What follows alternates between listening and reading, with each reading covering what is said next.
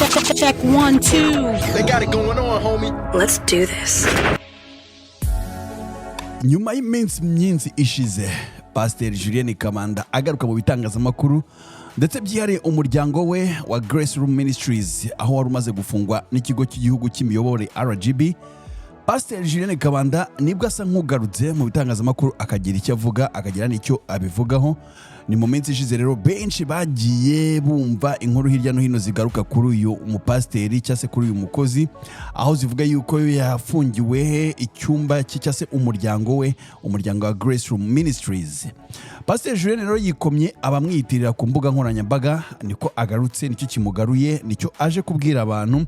Ni mwitangazo rero yagarutseho akoresheje imbuga ze zitandukanye za social media akoresha cyane cyane, ariko ngiye iritangazo nashoboye kuribona kuri Instagram ye aho yatangira itangaza avuga ati amahoro abe muri mwe. Fashe umwanya wo kubandikira basaba kuba maso kuko hari benshi bakoresha imbuga nkoranyambaga banyitirira ndetse bakandika mu izina ryanjye bagamije kuyobya abantu. Boneyeho kubamenyesha ko ku mbuga nkoranyambaga nkoresha ari Facebook aho nitwa Julienne Kabirigi, kandi nkanakoresha Instagram gusa aho nitwa pr.julienne kabanda. Kaba nifuzaga kubamenyesha imbuga nkoranyambaga zakoreshwaga na Grace Room Ministries. Izo ni Facebook hariho Grace Room Ministries, akaba Instagram Grace Room Ministries, akaba YouTube Grace Room Ministries, akaba na TikTok @Grace Room Ministries ndetse na X @Grace Room. Imana ibaho umugisha. Pastor Julienne Kabanda. Iryo ni itangazo rero yise itangazo rusange cyangwa public announcement ubwo ryasohokaga ku mbuga nkoranyambaga akoresha nk'uko amaze kuzivuga, nko kuri Instagram kuri pr.julienne kabanda, ndetse akavuga ko arizo mbuga nkoranyambaga zonyine akoresha nka Pastor Julienne Kabanda, ni Instagram na Facebook. Rero hakaba hari abantu benshi bakunze kumwitirira kuri X cyangwa no ku zindi mbuga nkoranyambaga bakoresha amazina ye ndetse banakoresha n'ubundi buryo butandukanye basubiza cyangwa se banenga ibindi.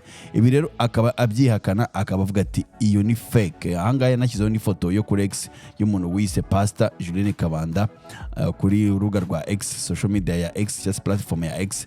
Hanyuma yashyizeho iyo foto, yakoze screenshot y'iyo X bitwa kariye, arangije ahita ashyiraho akamenyetso ka fake. Ati ngi ni fake, iyi ntimwemere ibyizagiye ivuga, abangaba baba barimo barampimbira. Ni ubutumwa rero bwakiriwe n'abantu benshi cyane bamushimira ko byibura hari icyo avuze cyangwa se hari icyo abwiye abantu kugira ngo batazajya bafata amakuru adakwiriye. Muri Alice on Air naho turi rero tukaba tuzagerageza kumushaka tukaniganirira birambuye, yaba kuri Grace Ministries, Grace Room Ministries ndetse no ku bindi bitandukanye, ndetse no ku buzima bwe. Yamaze kuba icyamamare, yamaze kwinjira muri Alice on Air, si kubw'izino nkuru gusa ariko n'umwe mu ba personalities cyane cyane bo mu gice cya gospel bavugwa cyane mu Rwanda, bazwi hirya no hino, kuko usanga benshi babagaruka ngayo nguko. Pastor Julienne Kabanda twavugaga uheruka gufungirwa umuryango we wa Grace Room Ministries, aho yatangaje ko hari abantu barimo kumwitira ku mbuga nkoranyambaga, abasaba rero twese mu kuba maso ntibatuyobye. Akaba rero yabigarutseho bitewe n'umuntu wakoresheje urubuga rwa X akita Pastor Julienne Kabanda, akagenda akomeza gusangiza abamukurikiye ubutumwa butandukanye mu izina ry'uyu mupasteri. Harimo nk'ubutumwa bwa mbere kuri urwo rubuga bugaragaza ko hari undi muryango ushingiye ku myemerere Pastor Julienne Kabanda yafunguye. Ubwo butumwa bwaragiraga buti rero ngo Faith Based Ministry iyobona Pastor Julienne Kabanda, Imana ni byose. No kuvuga yashaka kuvuga yuko Julienne Kabanda hari yindi ministry yafunguye. Nyuma rero Pastor Julienne Kabanda akaba aribwo yagiye ku rubuga rwa Instagram, ari byo maze kubasomera, ahita rero dusaba kuba maso kuko urumva ko abantu batagiye kumwitirira bavuga yuko banafunguye n'izindi mbuga, ndetse bagashyiraho n'ubutumwa banavuga yuko yanafunguye n'indi ministry. Urumva ko abantu nk'abo ngabo batari abantu beza. Hanyuma Aline Gahongayire rero, uyu nawe n'umwe mu bahanzikazi bakomeye cyane muri gospel mu Rwanda no mu muziki ndetse no mu bastari bazwi cyane mu Rwanda, cyane cyane gafite n'igitaramo no ku mugani burayi muri no minsi. Aline Gahongayire rero yasabye abakunda Pastor Julienne ngo kumusengera cyane. Uyu muhanzi w'indirimbo zo kuramya no guhimbaza Imana Aline Gahongayire yasabye abakunda Pastor Julienne Kabanda gufatanya kumusengera no kumwereka ko ibyiza yabahaye atabyaye abagwingira. Aline Gahongayire avuze ibi nyuma ngo y'ifungwa rya Grace Room Ministries biturutse ku cyemezo cy'urwego rw'igihugu rw'imiyobore RGB nk'uko nababwiye. Murabyibuka ko icyo cyemezo cyasohotse hari kwa gatandatu ku itariki 10 z'ukwa gatanu muri mwaka turimo, aho rero bavugaga ko Grace Room yafunzwe kubera ko hari bitagenda neza mu mikorere yayo. Ngira ngo aya makuru twayagarutse hano muri arabiyamye no mu binyamakuru hirya no hino. Hanyuma rero abinyujije mu butumwa yanyujije mu mashusho yafashe akabusangiza mu gukurikira ku mbuga nkoranyambaga, Aline Gahongayire yababwiye ko nta gikuba cyacitse kuba RGB yafunze Grace Room Ministries, ko ahubwo imeze nk'umubyeyi. Yagize ati rero mu butumwa bwa Aline Gahongayire yavuze ati Grace bisobanura ubuntu, Room bigasobanura icyumba, ubutumwa bugere ku banyamuryango ba Grace Room. Ntabwo bivuga inyubako, ahubwo muri yo Grace Room twahaboneye ubuntu bugeretse ku bundi. Muri ubwo buntu harimo gukira indwara, kuramya Imana no kubohoka. Ibyo ntabwo byafungiranywe, ahubwo bizakomeza kandi ibyiza bizakomeza kugaragara. Yavuze ko ngo isohoka ry'itangazo rya RGB zigaragaza ko leta ari umubyeyi yifuza ko hari ibyakosorwa kugira ngo Grace Room ikomeze kurabagirana, ikomeze gufasha abanyarwanda mu buryo bwiza. Aline mu magambo ye, cyose Aline Gahongayire mu magambo ye yaravuze ati RGB ni umubyeyi utureberera. Iyo umwana ari uwa kabiri, igihe cyose umubyeyi ashaka ko aba uwa mbere. Icyo RGB ishaka ni uko Grace Room iba iya mbere, kandi kugira ngo ibe iya mbere hari ibyo bagomba gutunganya cyangwa se bagomba kuzuza. Gahongayire rero yasabye abagiriwe ubuntu bwo kwitabira Grace Room bakabonera umugisha ko ibyo bahakuye ari cyo gihe cyo kubikoresha bikagirira igihugu akamaro. Mu magambo ya Aline yakomeje agira ati rero ibyo ukuye muri BK Arena muri Victory bigumane, bigaragare, bigira impinduka mu gihugu cyacu no mu muryango. Iki si igihe cyo gucika intege cyangwa kugira intekerezo mbi.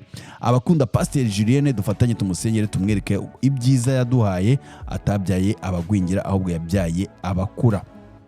Uyu Gahongayire rero muramuzi cyane mu ndirimbo nyinshi twagiye dukunda cyane nka Ndashima, Zahabu, izindi mbaraga, Nzakomeza.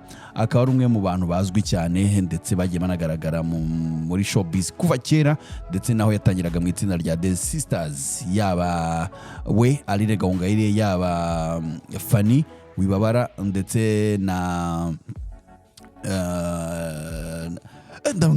maze gusaza ndimo ndareba isura, ni inshuti yanjye cyane ariko izina rigahita rigenda. Umugore wa Alpha ariya yitwa apana Alpha Rwirangira ariko Alpha Entertainment, Tonzi mbaje kuko kwibagirwa Tonzi, niyumva iki kiganiro sinzabukira azanyica. Yes, The Sisters yari irimo Tonzi, irimo Fanny Wibabara, harimo Aline Gahongayire, Sabora na Gabi Kamanzi. So urumva rero ko Aline yakoze muziki kuva kera kandi n'uyu munsi aracyakora ndetse aracyari active. Akaba afite igitaramo mu gihugu cy'Ububirigi hazaba ari kumwe na Josh Ishimwe.